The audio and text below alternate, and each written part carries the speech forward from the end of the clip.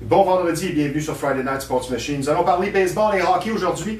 Plus tard dans l'émission, nous allons rejoindre notre spécialiste baseball qui a couvert pendant nombre d'années les Expos de Montréal pour le compte du Journal de Montréal, soit Serge Touchette. Nous allons le rejoindre par voie téléphonique. Nous allons évidemment parler du match d'hier dans la revue de la semaine du Canadien de Montréal. Un match mémorable, âprement disputé. Mais tout d'abord, en studio avec nous, un jeune homme qui a beaucoup d'ambition, il n'a pas peur du travail et il connaît le hockey plus que n'importe qui puisqu'il suit les activités de la LNH 7 jours sur 7. Il est rédacteur en chef de Hockey le magazine. Avec nous, Simon Bédard. Bonjour Simon. Salut mon Stevie. Ça va bien? Ça va bien toi? Je suis très heureux de te voir avec nous. Je sens qu'on va avoir beaucoup de belles choses à se raconter. Concernant Hockey le magazine, beaucoup de succès. Le nombre d'années est là pour le prouver. Ouais. La vocation première, c'est quoi? Ben écoute, c'est de vraiment aller rejoindre le plus grand nombre de partisans de hockey possible, peu importe vraiment c'est quoi tes ligues que tu aimes le plus ou les équipes que tu suis le plus. Le monde pense beaucoup qu'on est beaucoup Canadiens de Montréal, parce que c'est l'équipe d'avant du Québec, c'est vraiment qui enflamme le monde, tu sais. Mais on a beaucoup vraiment de couverture de la Ligue nationale au grand complet, les Québécois aussi entre autres. Mais aussi, exemple, le junior majeur, le midget 3, le Rocket de Laval, vraiment tout ce qui va vraiment toucher le plus grand nombre de partisans de hockey possible à travers vraiment le Québec. Et comme tout bon journaliste, tu te dois de rester neutre, même si parfois ça doit être difficile. Ouais, ben c'est sûr que nous autres, ce qu'on fait, c'est beaucoup de features, de portraits de joueurs, des séances photos privées. On met beaucoup les joueurs là, à l'avant-scène, un peu comme toi avec ton émission. On fait vraiment découvrir les joueurs sous une facette différente. Donc, c'est pas comme une couverture quotidienne d'un club. Les autres exemples, la presse et tout ça, pour vraiment qu'ils rapportent qu'est-ce qui s'est passé à l'entraînement, qu'est-ce qui va arriver en vue du prochain match. Nous, c'est sûr qu'on assiste au match, on couvre ça un peu à distance, parce que bon, ça fait quand même partie un peu de l'ensemble de l'œuvre. Mais là-dedans, vraiment, ce qu'on trouve, c'est des reportages de fond, beaucoup de très belles photos. Donc, c'est plus de latitude. Oui, quand même. Puis je pense que les joueurs aiment ça, parce que quand on approche un joueur, une famille pour quelque chose, ils savent qu'on va pas les cuisiner, justement. Ouais, c'est ça. Ils savent que ça va être extrêmement positif et tout ça. Donc, c'est sûr que les joueurs aiment plus ça parce que c'est des angles différents. Ils parlent de choses qui sont peut-être pas habitués de parler là, au cours d'une vraie saison de hockey. Donc, ça, je pense que c'est vraiment ça qui se démarque. Puis, tu sais, en 2021, en termes de magazine papier, il faut aller chercher aussi la clientèle différemment aussi. Mais vous connaissez beaucoup de succès. On va parler avant d'y aller avec tes fonctions, tes responsabilités là, qui sont multiples, étant donné que tu es rédacteur en chef, c'est quelque chose. Ton objectif étant jeune, si on parle de ton parcours académique, rédacteur en chef d'un tel magazine, on dit tous les chemins mènent à Rome, mais c'était quoi ton objectif quand tu avais 15, 16, 17 ans? Tu as étudié dans quoi? Ben, j'ai commencé à 11 ans dans le fond. J'ai commencé à 11 ans à écrire pour les Estacades Midget 3 de Trois-Rivières. Donc, t'avais ça dans le sang déjà? Ben, j'étais en 6e année, puis mes textes passaient sur le rds.ca, dans la zone Midget 3. Donc, c'est bon, ça. Je me rappelle qu'à l'époque, c'était toujours spécial quand je jouais que la Ligue avait mis finalement, laisse penser maintenant aujourd'hui que toutes les communications de chaque club Midget 3 vont sur le site de RDS dans leur propre zone. Quand tu as 11 ans, c'est comme plus dur à comprendre, c'est comme vraiment comme quelque chose de presque impossible que tes textes soient là-dessus. Fait que, on avait imprimé une coupe là, en souvenir que j'avais encore chez mon père et ma mère jusqu'à tout récemment. Je ne sais plus exactement c'est où vraiment, mais j'avais encore certaines archives. Fait que ça a commencé comme ça, puis j'ai vraiment été impliqué là, au niveau. J'ai eu un site web aussi là, de peut-être de l'âge de 13-14 ans à peut-être 16 ans, 17 ans. Un vrai journaliste jusqu'à moi. Sur les hommes forts du Coronguay de Trois-Rivières de la Ligue nord-américaine de hockey. Donc, tout était bénévole. J'avais quand même 5-6 jeunes là, qui travaillaient avec moi, qui faisaient soit des textes, des montages vidéo, des montages photos. C'est moi vraiment, en fond, qui gérais le site web. Là. Fait que, tu sais, aujourd'hui, je vais pouvoir faire un peu les mêmes affaires, tu sais, avec une gestion de site web et tout ça. Fait que ça, des fois, c'est drôle de voir que, tu sais, déjà à 13-14 ans, il y avait comme un chemin qui se dessinait en quelque sorte.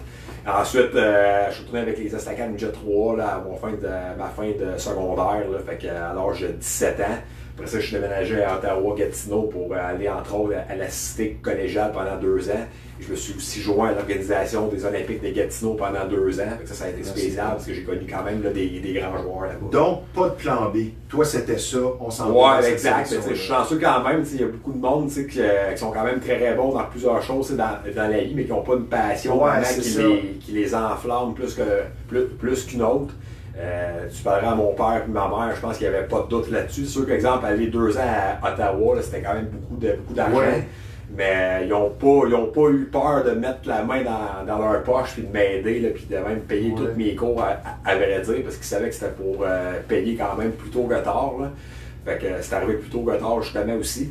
Donc non, j'ai continué comme ça après ça, puis après ça, en finissant là, ma 2e année à Ottawa à 19 ans, hockey de magazine, j'ai pu faire un stage là, en avril 2012, premier match au Centre Bell sur la passerelle de presse et tout ça. Ça a été un mois spécial, extrêmement plaisant.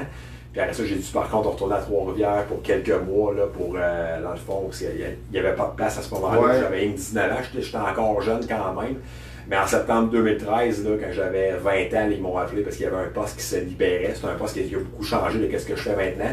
Mais je suis entré vraiment dans cette boîte-là en septembre 2013. Puis là, on connaît la suite. Hockey le magazine existe depuis quelle année? Depuis la saison 2005-2006 ou 2006-2007, avec l'entrée en scène d'Alex Ovechkin et de Sidney Crosby. Donc, un des périodiques au Québec spécialisé dans le sport qui dure et perdure depuis le plus longtemps. Oui, exact. Quand même 15 ans là, en termes de magazine francophone de hockey, c'est extrêmement plaisant, c'est le fun. C'est sûr que ça a changé depuis le temps. Mais c'est sûr qu'en même temps, tout ce qui est médias, papier, médias, tout court, a beaucoup changé aussi. Il est encore tout chaud, tu sais, sorti hier. Ouais, tout le monde connaît Hockey le magazine.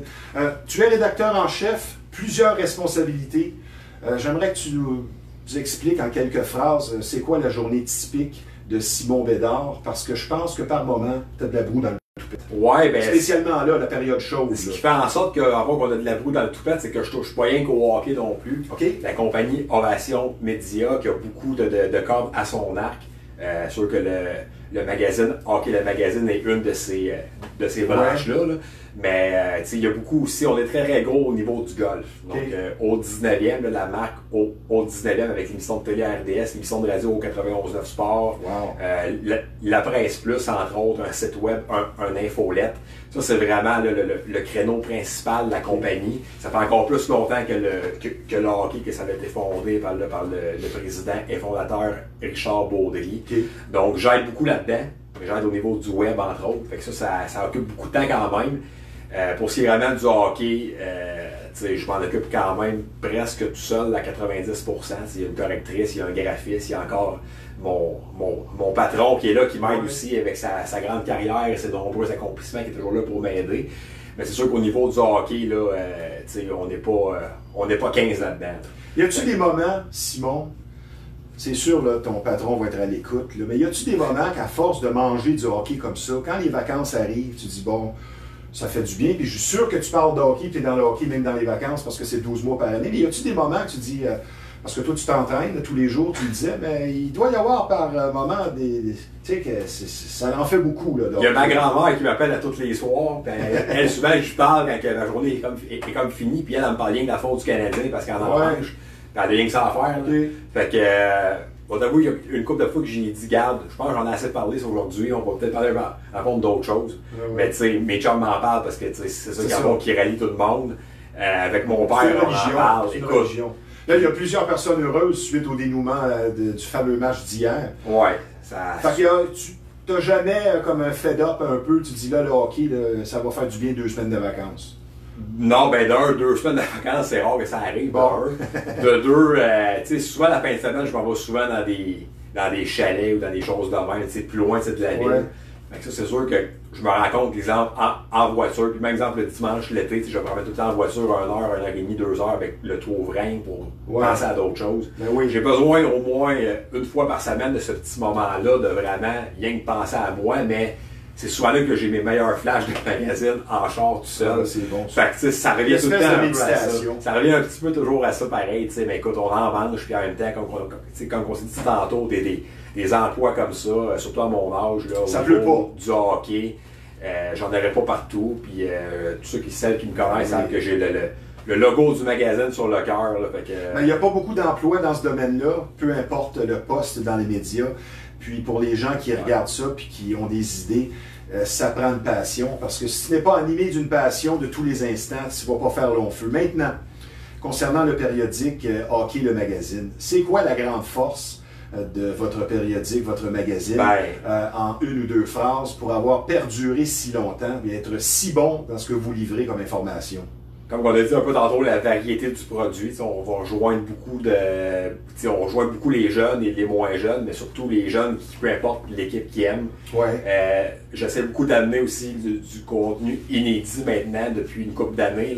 Depuis que j'ai vraiment un peu plus de carte blanche. Ouais. J'ai quand même plusieurs contacts au niveau des joueurs, des familles des joueurs, des femmes des joueurs. Ouais, fait que, à cette heure, le nouveau slogan, c'est pour un accès inédit à vos joueurs préférés. Donc, amener des choses que le monde va vraiment peut-être juste voir ou apprendre dans nos pages ou sur nos diverses plateformes. C'est sûr que le guide des poolers qu'on sort à chaque début de saison ou quelques mois avant que la saison commence. C'est couru, c'est sûr. Ça, c'est le plus gros créneau. C'est bon. Ça, c'est les maniaques de pool. Moi, honnêtement, je suis pas un maniaque de pool. Ouais. Je le fais, puis on a une belle équipe, puis je gère une belle équipe pour ça. Mais je suis pas un maniaque de pool. Mais au Canada, puis partout, là, des pools, c'est des religions. Fait que c'est sûr que... Pas à peu près. Ça va beaucoup aider. Maintenant, on va parler d'un autre volet. Quelque chose que tu as vécu, ça ne paraît pas du tout. Toi, tu as un exemple de persévérance qui a su transformer du négatif en positif. Et comme je le disais dans la présentation, ben, c'est sûr que tu dois être une personne très travaillante pour avoir de telles fonctions. Plus jeune, tu étais un bec. Et ça ne paraît pas du tout parce que tu t'exprimes vraiment bien. Et tu t'es impliqué socialement aussi, comprenant la cause, ayant souffert de bégaiement. J'aimerais que tu me parles un petit peu de tout ça. Ouais, je suis encore bête dans le fond. C'est sûr qu'il y a certains moments que je sens que c'est plus dur que d'autres. Du monde qui pense que c'était par rapport au stress. La fille est trop belle. Ouais, entre autres. Il y a beaucoup de monde qui pense que c'est à cause du stress parce que je parle trop vite à la base, mais tu sais, c'est sûr que ça. Non, écoute, il y a beaucoup de monde qui me dit ça, tant mieux. J'en ai côtoyé du monde bègue. Il y en a que ça partait de loin pour sortir. C'est d'abord, ça vient vraiment te chercher parce que sans avoir vécu à ce degré-là, tu vois un peu comment que la personne se sent et tout ça. Puis c'est pas toujours évident, puis ça gruge beaucoup de confiance en soi, je te dirais. Fait que ça vient un peu, à ma passion tantôt qu'on parlait, le hockey, puis par rapport à le magazine, tout ce côté-là de carrière, je pense que c'est ma plus grande fierté quand même. Puis c'est beaucoup là que je vais chercher cette confiance-là, peut-être qui me manquait ou bien qui me manque encore là, par rapport à moi. Mais non. Développe l'humilité aussi. Ce qui fait aussi que tu t'engages socialement dans cette cause-là. Je vais toujours être prêt pour en parler puis aider encore, même si j'ai plus mon rôle de porte-parole depuis 2017-2018 environ dans ce coin-là. Porte-parole de l'Association des jeunes becs du Québec. Donc, quand je suis arrivé à Montréal, j'ai commencé avec le magazine en septembre 2013. On a officialisé ça en avril 2014. Puis j'ai été impliqué vraiment là, avec plusieurs artistes, plusieurs joueurs de hockey, Alex Galchenyuk entre autres. Est-ce que lui souffrait de bégaiement? Non, parce que juste qu'on avait créé un certain lien avec sa sœur Anna puis toute la famille, il nous a aidés dans 2-3 événements. La copine à Jonathan Drouin, Marie-Laurence, qui m'a aussi beaucoup aidé là, dans la dernière année avant que j'arrête ça, là, en 2017-2018. On faisait des mouvements le jour de match Make the Difference avec au complexe Bell de Brossard. Un matin de match par mois, on recevait un jeune bec puis ses proches avec 2-3 invités, que ce soit une conjointe de joueurs, un comédien, du monde des médias. On avait comme vraiment une visite privée là, du complexe Bell de Brossard. On assistait à une pratique du Canadien. C'était vraiment quelque chose d'intime, de privé puis de fun pour vraiment montrer aux jeunes. Là, tu as moins de temps depuis 2018. Là, je fais plus ça maintenant parce que à fond, la fondation est rendue entre autres mains et on a vraiment passé à d'autres choses. Mais des fois, j'y repense, je me suis vraiment rendu compte que de pouvoir faire ça là, de l'âge de 21-22 ans à 26-27 ans, c'était quelque chose de très spécial. 28 ans. Une parenthèse sur le bégaiement, est-ce que c'est exclusivement, pratiquement à 100% une question de confiance en soi là, pour les gens qui souffrent de bégaiement ou il y a un aspect physique? C'est neurologique. Puis c'est souvent héréditaire. Moi, ce que je cherche, aux dernières nouvelles, il n'y a personne chez nous qui a souffert de ça. Fait que, écoute, on n'a jamais su vraiment pourquoi. Là. Mais c'est peut-être pour ça justement que c'était à un certain niveau qui est quand même assez bas comparé à d'autres mondes. Mais c'est sûr que la confiance en soi, c'est un autre, c'est comme un peu un automatisme, parce que c'est souvent à l'école, surtout maintenant en 2021. Moi, quand j'étais plus jeune, il n'y avait pas de Twitter, Instagram, Facebook. Tu étais moins joignable le soir chez vous. Fait que c'est sûr que c'était Oui, à l'école, c'était pas drôle, mais ce soir, t'arrivais chez vous, c'était fini jusqu'au lendemain matin.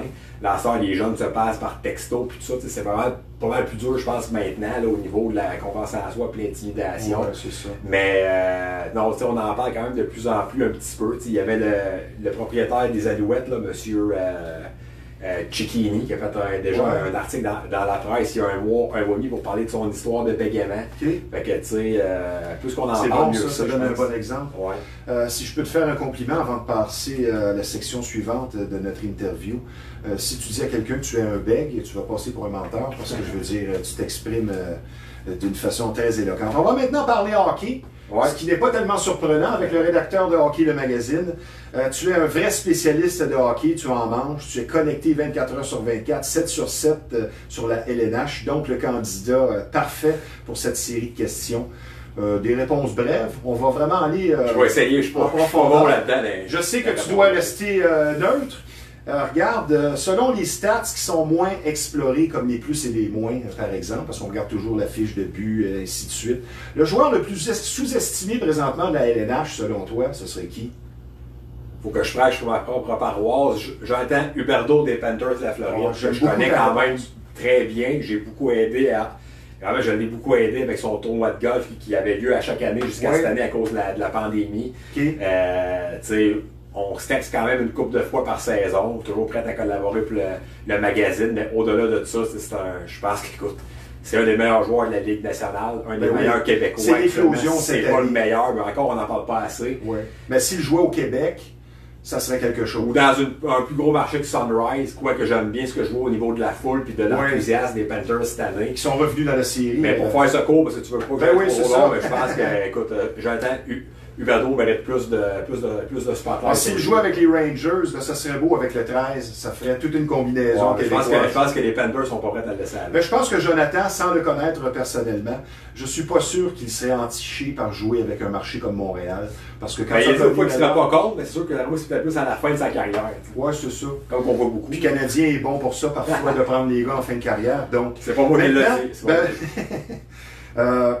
On va parler maintenant des défauts et de commentaires sur certains joueurs que je vais te nommer. Est-ce que tu leur trouves un petit défaut à ces joueurs-là qui semblent parfaits? Connor McDavid. Parce que plusieurs disent, ouais, il est bon dans un sens. Gagner en série.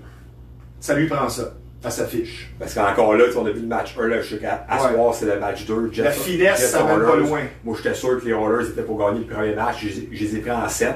S'ils ne gagnent pas encore cette année contre des Jets, qu'ils ont quand même...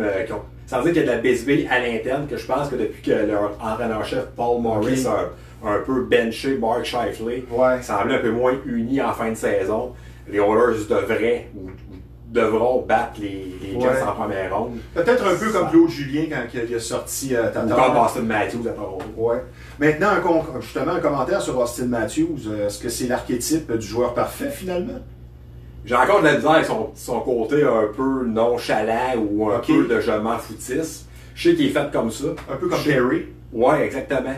Ça fait que c'est peut-être parce qu'il porte un chandail bleu qu'on dit ça de lui et non de Price et nos joueurs ici. Mais sans joke, écoute, cette année, j'ai beaucoup appris à aimer ce joueur-là. Son côté hors glace aussi au niveau vestimentaire et tout. Je pense qu'il y a beaucoup de jeunes qui vont vraiment l'aimer de plus en plus. Mais il y a encore, tu sais, à Toronto, c'est un gros marché. Il faut que tu sois 2-3 coches au-dessus de ce que tu devrais être vraiment pour avoir la prestance du vrai leader. Il manque encore ça, mais il est encore jeune. Nathan McKinnon, en 2 phrases. Un défaut, ça? Tu trouves un défaut, mais tu peux y aller d'un commentaire. Tu peux me dire ce que tu veux. Good. Parce qu'on n'est pas là pour faire du bashing, mais j'essaie de voir chez ces joueurs tout étoile s'il n'y a pas quelque chose encore à améliorer selon Simon, ta perception du jeu d'ensemble de ces joueurs-là. Nathan McKinnon ressemble à Sidney Crosby. Ouais, lui c'est la misère à trouver de quoi qui me sont en tête tout de suite. Là. Tout à l'heure, tu parlais du joueur parfait. Il est pas loin. Il est pas loin parce qu'en plus, Sidney Crosby et lui s'entraînent ensemble. Ben oui, c'est ça. C'est 2 gars du même coin. Ah ouais. Tu sais, je pense qu'il se ressemble beaucoup. Il s'inspire beaucoup. Puis Sidney Crosby, c'est quand même dur de trouver quelque chose. En part peut-être son côté, des fois, pas dire pleurnichard, mais quand ça ne fait pas son affaire, il le sent. Ben, Gretzky était comme ça. Puis là, tu te mets les arbitres sur le dos. David Pastrnak. C'est peut-être encore une fois peut-être son côté là, un peu sans dire qu'il s'en fout un peu, qui est un peu plus nonchalant, je te dirais, sur certains points. Mais quand c'est temps de marquer des buts, il est là pour répondre à l'appel. Oui. Maintenant, on tombe dans la section question. C'est quand même dur, cette section-là. Oui, là, tu tombes dans la question plus dure, section rafale. Tu réponds par un mot, un nom ou une phrase. Là, tu n'as pas le droit d'aparter. Le joueur parfait, selon Simon. Un nom. Nathan McKinnon. On venait de le dire. Donc, c'est pour ça que je Ton joueur favori, personnellement, au moment où on se parle, là, tu peux dire n'importe qui, ça peut être un défenseur numéro 7, c'est pas grave. Ton joueur favori, pour qui tu as une. C'est mon idole de jeunesse. C'est lui que quand j'étais plus jeune au secondaire, que j'avais moins d'amis, j'étais moins dans une gang, puis lui, il se faisait comme plus critiquer, qui m'a un peu inspiré à m'en sortir, c'est Carey Price. Ah, très belle réponse. Maintenant, ton joueur favori de tous les temps. Tu n'as peut-être pas vu jouer. Alex Kovalev. Oh, ça c'est bien. Je vais te faire un commentaire sur Alex Kovalev. Luc Robitaille, qui a joué avec Gretzky, Brettol, Steve Yzerman, il a joué avec tous les grands, Mario Lemieux. On lui a posé une question à un moment donné, tu es peut-être au courant, qui il a vu qui avait les meilleurs skills dans les pratiques. Malgré tous ces noms-là, il a répondu Alex Kovalev. Fait que ça veut dire quelque chose. Question suivante. Oui. S'il n'avait pas joué un match sur 3, imagine la carrière de plus qu'il avait. C'est bien dit, j'aime ta franchise. Maintenant, un nom, le Hart cette année. Ton vote va à qui? McDavid, t'as pas le choix. Oui, c'est ça. Tu te débrouilles dans quel autre sport aussi? Tu te débrouilles bien dans quel autre sport au niveau des connaissances? Pas beaucoup, je dirais le golf, parce qu'on travaille là-dedans. Pas un amateur de baseball? Je suis ça un peu, mais c'est sûr et certain qu'au niveau de mes connaissances à fond, je dirais plus le hockey, mais le golf aussi, j'ai pas le choix, parce que la business, c'est beaucoup là-dedans aussi. Quand le Canadien est meilleur, exemple, cette année, le Canadien aurait été deuxième au classement général, est-ce que ça rend ton travail plus plaisant? Certainement. Puis même là, avec le petit boss de série, c'est la victoire hier. Ben oui. Pour les business en général, j'ai beaucoup de chums à ça au niveau de la restauration, le commerce de détail au niveau du hockey, nous. C'est ça. On se cachera pas que plus que tu gagnes de match, plus que tu fais les séries, plus que c'est le fun pour tout le monde. On va parler de l'évolution du hockey. Malgré le dossier des bagarres qui revient à la surface, on a vu hier vraiment une scène désolante. Ouais. Est-ce que ça va dans le bon sens, dans l'ensemble de l'œuvre? Oui, parce qu'il y a beaucoup de jeunes, beaucoup de rapidité, beaucoup de vitesse, beaucoup de talent brut. Les jeunes qui arrivent maintenant, là, ils ont 18, 19, mais à ça, j'ai 28. Quand j'ai commencé en 2013, souvent, des gars étaient beaucoup plus vieux que moi. Ben oui. Puis là, à cette heure, j'ai 28. Il y en a beaucoup qui sont comme de mon âge. Je suis quand même pas mal dans le bon temps, mais il y en a beaucoup qui ont 19, 20, 21 ans. Ben oui. C'est rendu impressionnant de plus en plus. C'est très rapide. On poursuit. En faveur de l'arbitrage électronique un jour? Non, parce que je pense qu'il n'y a rien de mieux que de voir le match sur place. Tu veux garder le phénomène humain? Tu gardes, même moi, au niveau de la passerelle de presse, je peux voir des affaires que le monde à la télé voit moins, même avec les 5G puis tous les angles maintenant. Il n'y a rien qui va comme être sur place, de le voir. Est-ce que pour accentuer encore plus le spectacle, la rapidité de la LNH, on pourrait adopter les patinoires européennes et tu serais en faveur de ça? Oui, c'est sûr et certain. Je pense que on voit souvent l'exemple même avec les Jeux olympiques, les grandes distances. On poursuit. Tu deviens commissaire demain de la LNH. C'est quoi le premier changement, ta première décision? Suspension beaucoup plus sévère que ce qu'on a vu actuellement. Ah, ça, je suis d'accord avec toi. Le match le plus fou auquel tu as assisté, tu en as vu plusieurs des matchs fous, mais un qui te passe par la tête. Le match de 6-5 contre les Rangers? Ça, j'étais beaucoup trop jeune. Okay. Le match que je me souviens le plus, qui était le plus spécial, le moment le plus spécial, c'est contre les Rangers en série, la dernière présence il y a 4 ans. Oui. Le match numéro 2. Le match numéro 2. Avec le but de Radulov.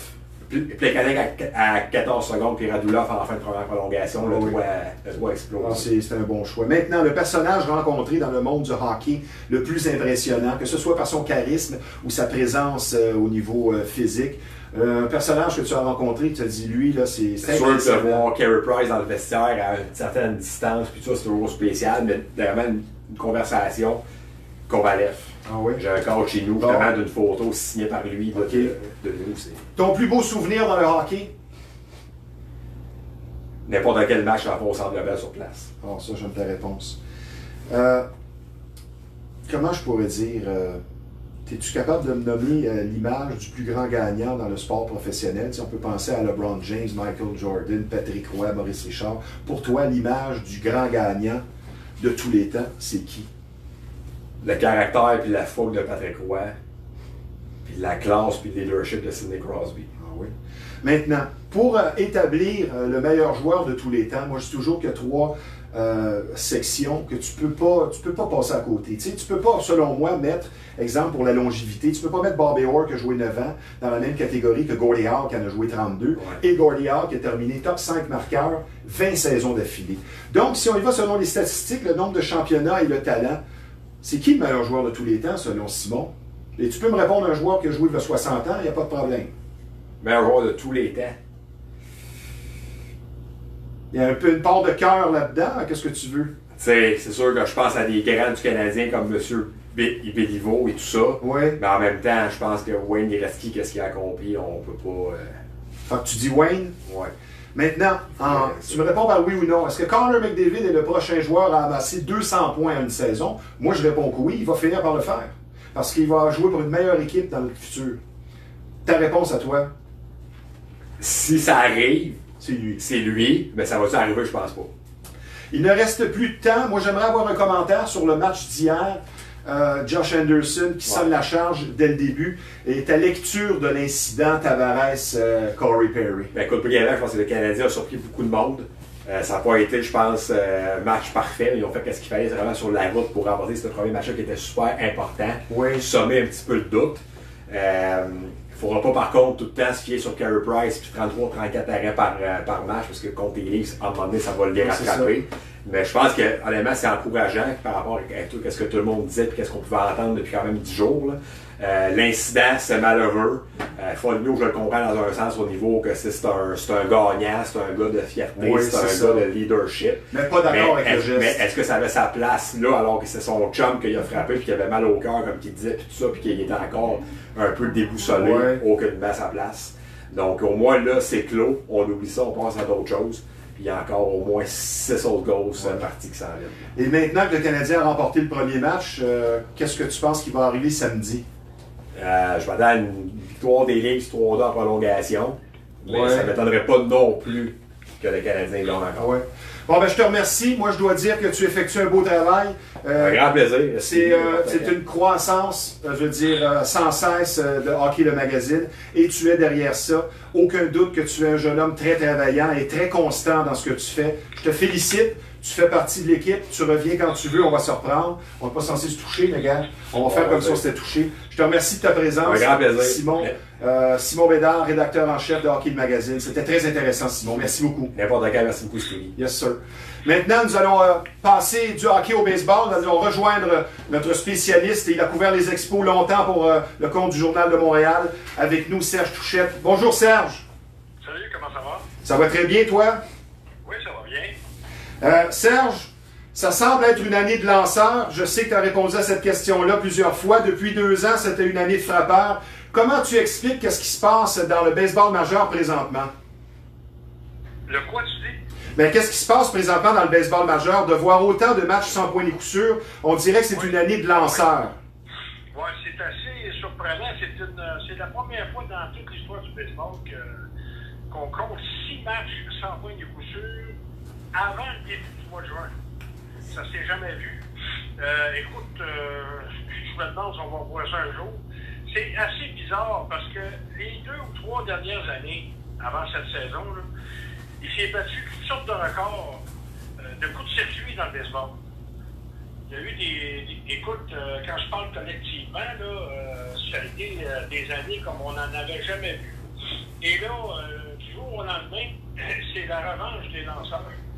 C'est comme un virage quasiment, comment dire, inattendu. Il y a des raisons à ça. Écoute, tu sais que durant l'entre-saison, le baseball a décidé d'adopter une nouvelle balle.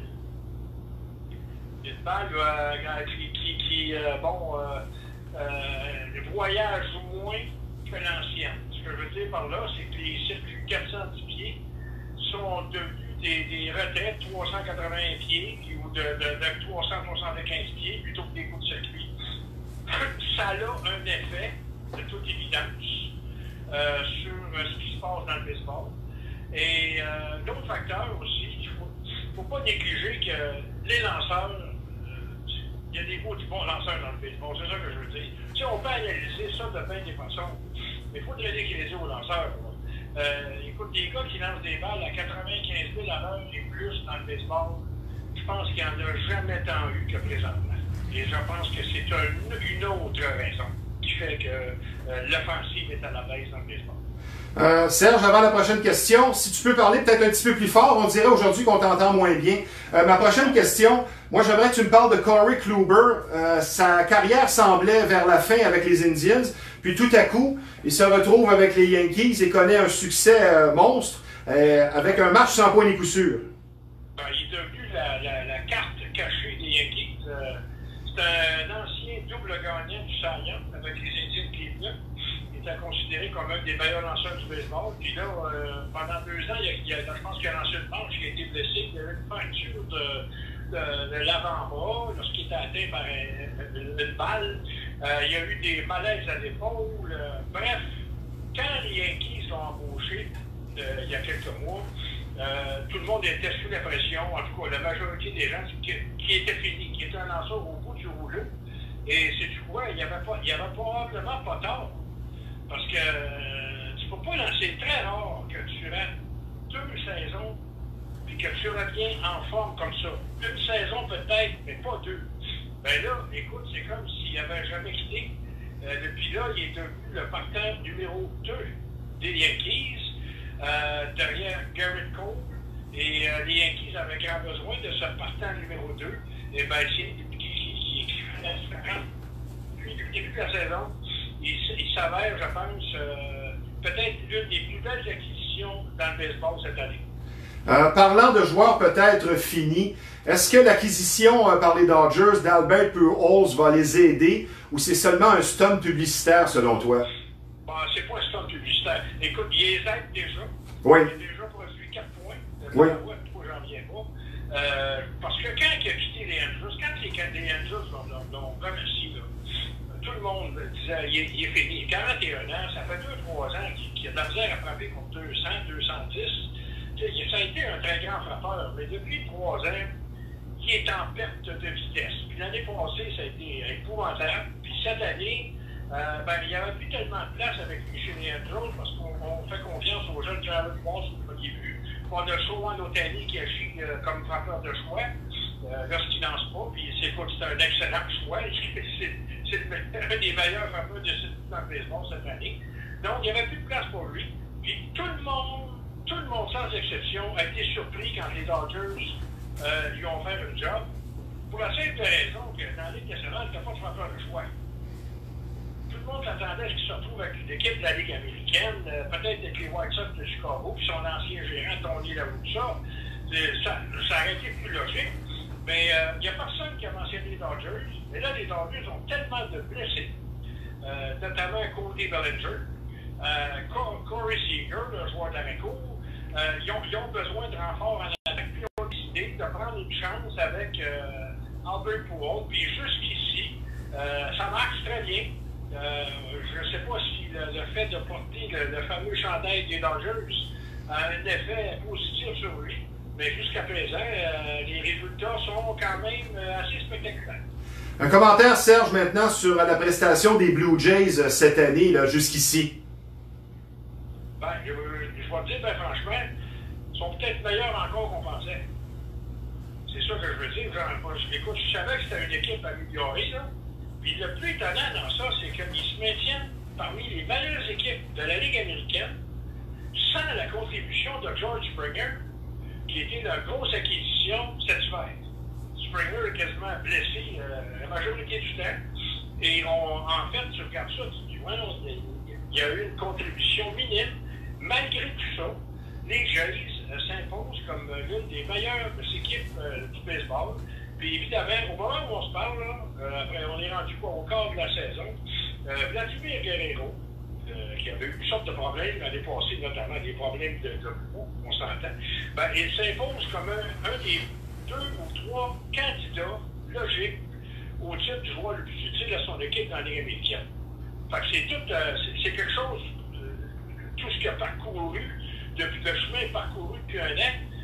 Tu te souviens-toi, par exemple, l'année passée, il y avait 35-40 livres il accusait un surplus de poids de 35-40 livres, mais il ne frappait pas. Le monde intelligent était déçu. Puis là, cette année, il y a un des meilleurs joueurs de la Ligue américaine. Et puis, écoute, ben, ça paraît, les Jays forment une des meilleures équipes du baseball présentement. Bon, oui, il se dirige assurément vers une saison de 40 circuits. Il y a des champs, puis il frappe au-delà de 300 également. Oui. Puis tu regardes, moi, une statistique qui m'impressionne, c'est que je pense qu'il y a un but sur balle de plus que de retrait au bâton. Ce qui dénote un joueur discipliné au bâton. Il n'essaie même pas de frapper le coup de circuit. Il va au champ opposé plus que jamais. Il va au champ droit, il va au champ centre. Il ne se contente pas de tirer la balle de la gauche. Et depuis qu'il éparpille ses coups, parce qu'il y a suffisamment de puissance pour frapper des circuits à tous les champs, ben, au lieu de le fait de ne pas tirer la balle, il fait encore plus de circuits qu'avant. Serge, il ne reste presque plus de temps. En 30 secondes, je voudrais un commentaire sur Spencer Turnbull des Tigers qui, il y a 2 ans, a connu une saison de 17 défaites, n'avait jamais lancé, jamais dépassé 7 manches lancées en 49 matchs. Et puis là, il lance un match sans point et coup sûr. Est-ce que c'est l'exemple parfait de quelqu'un qui se ressaisit? Oui, il se ressaisit, mais c'est aussi, ça nous dit que, aussi, quelque part, que pas besoin de s'appeler Greg Maddux ou Randy Johnson ou Pedro Martinez pour réussir un match sans point et coup sûr. Moi, j'ai toujours dit ce genre d'exploit-là, qui est quand même pas banal, est à la portée de tous les lanceurs. Il s'agit de telle une bonne journée, béni des yeux du baseball, et puis que tu t'appelles Spencer Turnbull ou Pedro Martinez, ben, ça peut arriver à n'importe qui, parce que si tu regardes les lanceurs, comme si l'exploit depuis le début de la saison, il y en a quelques-uns, en fait, la majorité, qui sont des inconnus. Ben merci Serge, toujours très intéressant. On se reprend bientôt et on se souhaite une belle continuité de saison dans le baseball majeur. Merci, à la prochaine. Bye Serge. On va maintenant parler du match d'hier qui résume la semaine du Canadien de Montréal puisque avant le match, si on se rapporte justement à cette semaine, quand on parlait de la série Canadien-Leafs, on disait toutes sortes de choses. Quand on parle de pression à Montréal, dites-vous que la pression plutôt est tout autant forte à Toronto parce que depuis 1967, avec la grosse équipe qui avait battu le Canadien, on n'a pas gagné la Coupe cette année. Si vous pensez que 1993, c'est loin, dites-vous qu'en 1967, quand George Armstrong, le capitaine, a marqué le but qui assurait la Coupe Stanley contre le Canadien au Maple Leafs, la retransmission était en noir et blanc. Et dans le premier match, hier, on attendait le nouveau Canadien, ce qu'on a vu, ça faut le dire, et de mettre Cole Caulfield, Jesperi Kotkaniemi et Romanov à l'extérieur du match. Plusieurs disaient, ben là, on joue pour ne pas perdre, on est trop sur la défensive, on n'est pas assez gambler.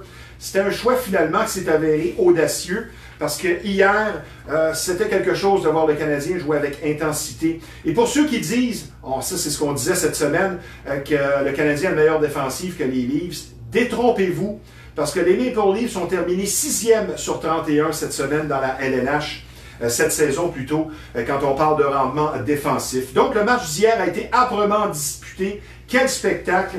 Et la bagarre qu'on a vue entre Corey Perry et M. Foligno relance le débat, parce que suite à la blessure non intentionnelle infligée au capitaine John Tavares, on a vu un combat et on voit que cette ligue est encore dans une phase dinosaurienne parce qu'une ligue qui tolère cette mentalité du œil pour œil, dent pour dent, on n'a pas besoin de ça pour un spectacle relevé, on l'a bien vu hier. Et si on parle justement de ce combat qui était tout à fait inégal, c'est une véritable correction parce que moi j'ai compté rapidement les coups de poing qui ont été donnés. C'était quelque chose comme 14-2 en faveur de Foligno.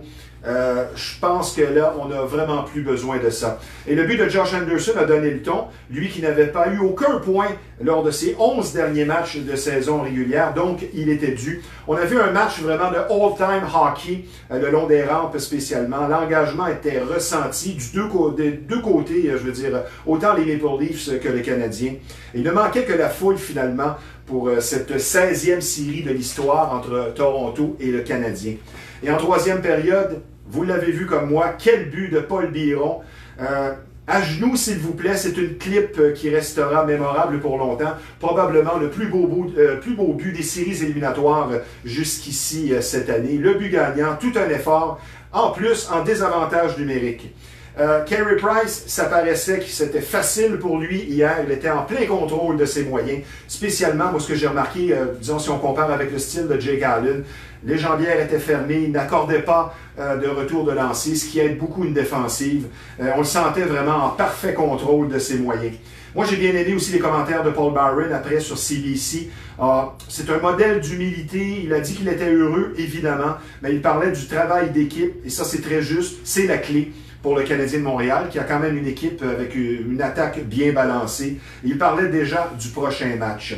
Donc, de sortir les trois jeunes, Cole Caulfield, Keke et Romanov. On a vu que Merrill, hier, à la défensive, personne n'a parlé de lui, donc c'est parfait. Si personne n'a parlé de lui, c'est qu'il a fait son travail.